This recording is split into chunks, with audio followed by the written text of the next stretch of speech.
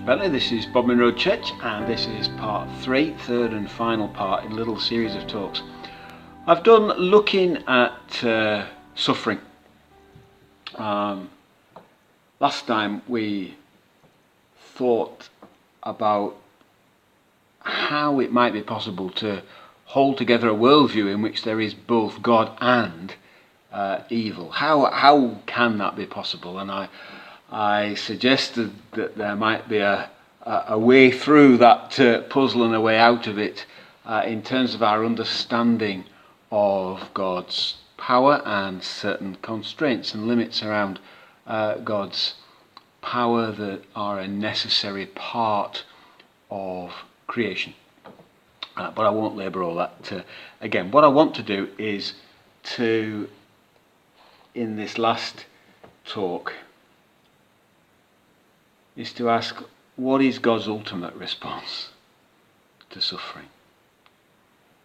We have to understand that God is not just a brain, a cosmic reason. There is emotion, there is heart in the biblical picture of God.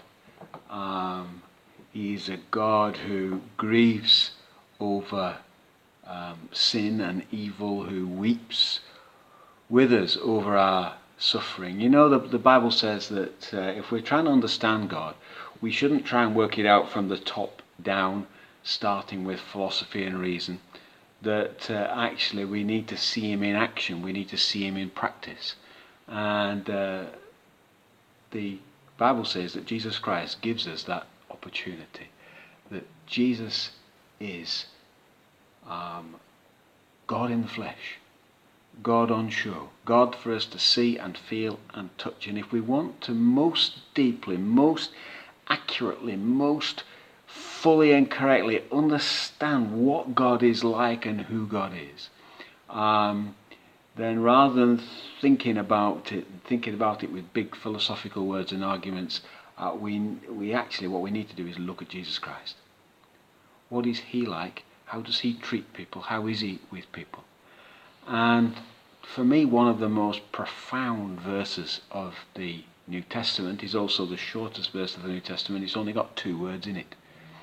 And you'll find it in John's Gospel, I think around about chapter 11 somewhere. I didn't check that out before I set off to do this video, but it comes on the occasion of the death of a man called Lazarus, who was deeply loved by his sisters and clearly deeply loved by Jesus too. There was obviously a real affection between Jesus and this family, 2 sisters and a brother, Mary, Martha and Lazarus. And this 2-word verse that occurs on Lazarus's death is simply this: Jesus wept. And there's almost more in those 2 words than there is in the entire the rest of the Bible.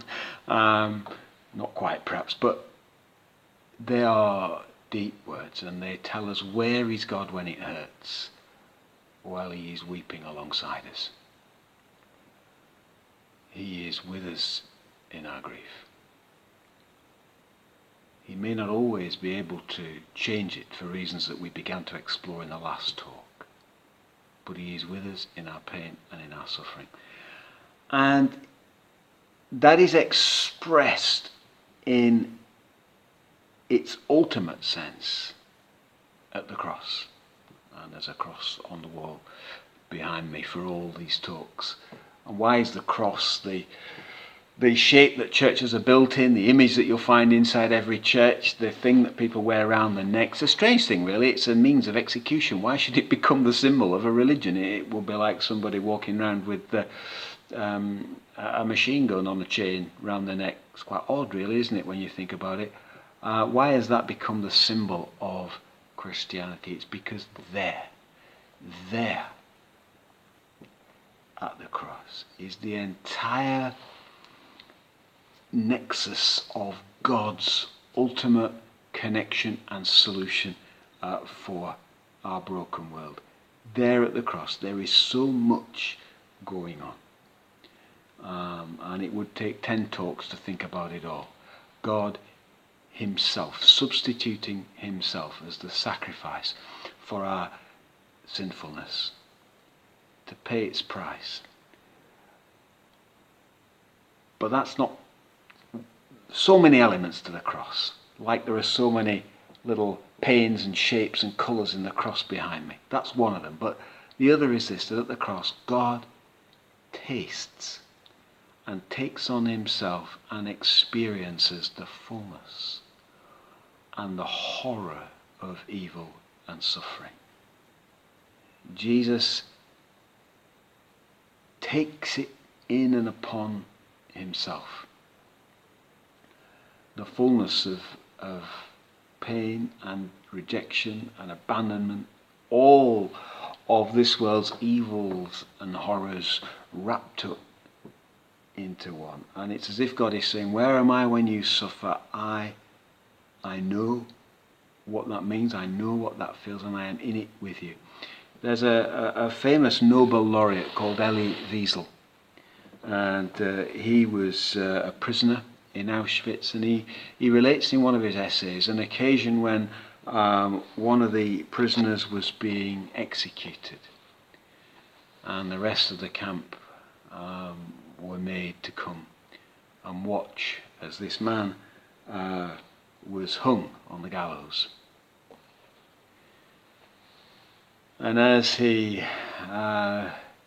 swung and kicked in the last breaths of life, a voice cried out in the crowd with desperation, "Where is God? Where is he?" You know, this was a voice of one of the other Jewish prisoners. Where is God?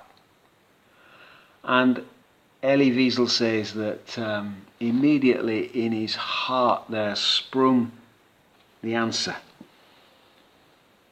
And the answer that came to him was this: God is right there on the gallows. Where else? God is right there on the gallows. Where else? And the Christian understanding of God and the Christian picture of God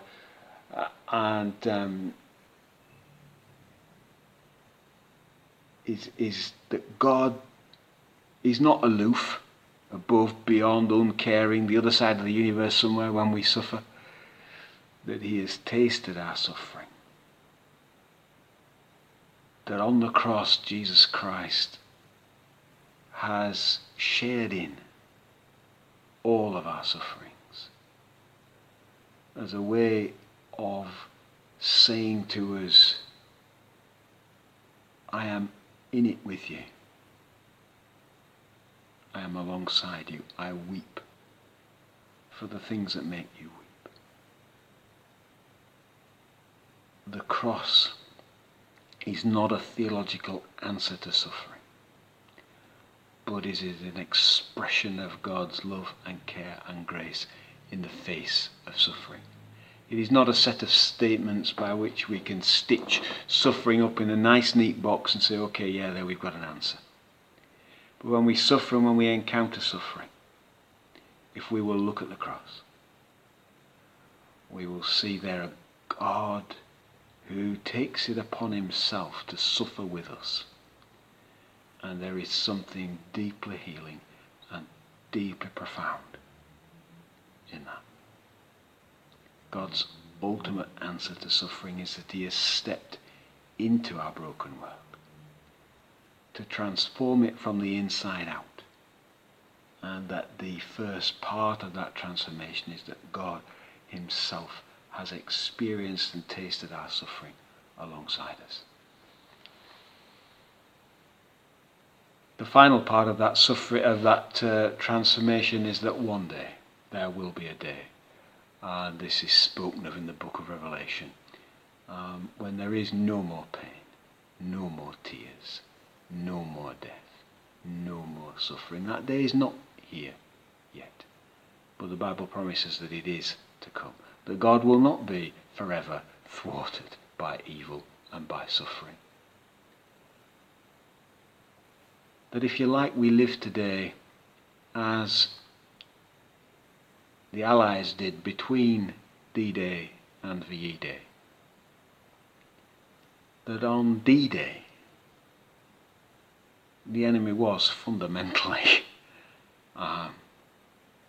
decisively defeated. It was the beginning of the end. And in the same way, the cross is the beginning of the end for evil and for suffering. But D-Day wasn't the end of the war. There was another nearly 12 months of fighting and suffering, an horrendous cost, before finally there was peace. And the Bible promises that at the end of time there will be a VE Day. There will be a day of no more pain, no more death, no more suffering, no more tears. But we're not at that day yet. We need to look backwards to the cross in order to feel God's comfort, encouragement, to experience his forgiveness and his healing, to know that he's alongside us, and then we can look forwards to VE Day, to a day when evil is finally removed and vanquished, and there is, as it says at the end of Revelation, no more pain, no more tears, no more death, no more suffering. Amen.